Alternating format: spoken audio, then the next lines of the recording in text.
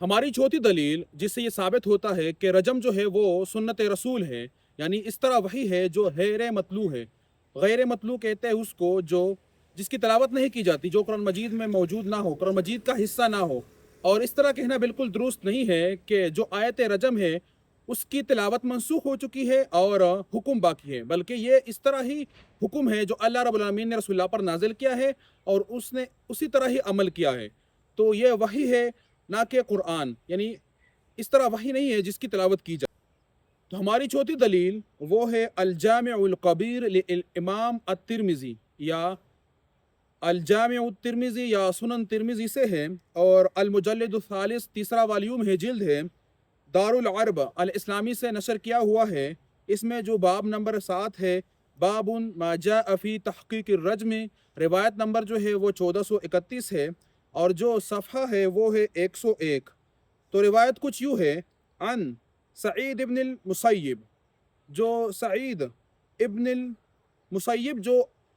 سید التابعین ہیں، یہ نقل کرتا ہے عن عمر بن الخطاب رضی اللہ تعالیٰ عنہ سے، قال،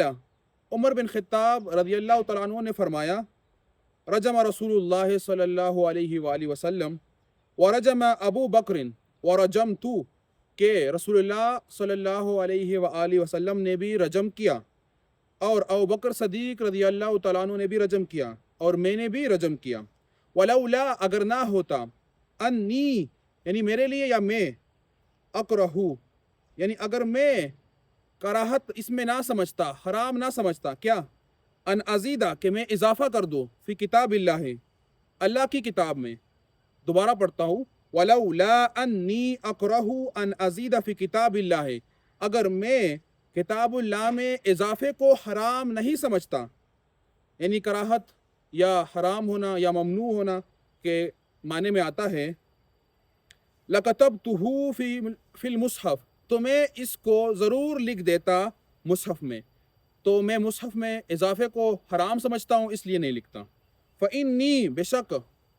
قد خشیت، مجھے یہ ڈر ہے، مجھے یہ اندیشہ ہے،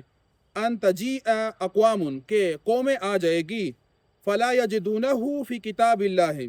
اور وہ لوگ جو ہے، وہ قومیں جو ہے وہ کتاب اللہ میں رجم کو نہیں پائیں گے، فیکفرون بہ، تو پھر وہ رجم کی انکار کر دیں گے۔ یعنی اس کا خدشہ بھی درست ہوا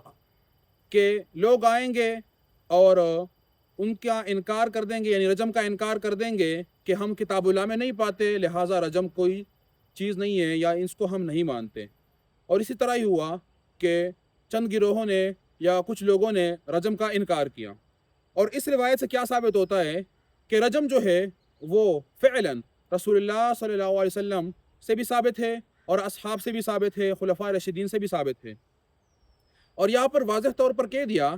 کہ یہ قرآن کا حصہ نہیں ہے، اور اگر قرآن کا حصہ ہوتا تو یہ کیوں کہتے کہ میں قرآن میں اضافہ، یعنی یہ ایک اضافہ ہے، تو قرآن کا اگر حصہ ہوتا تو وہ اضافہ نہیں ہوتا۔ تو یہاں پر واضح طور پر کہہ دیا کہ ایک تو قرآن میں اضافہ کرنا جو ہے وہ کیا ہے، حرام ہے اور کراہت والا ہے، یعنی منع ہے، ممنوع ہے، بالکل حرام ہے۔ اور اس نے اس لیے آیت رجم کو نہیں لکھ دیا کہ وہ قرآن کا حصہ نہیں ہے، یعنی سنت رسول ہے۔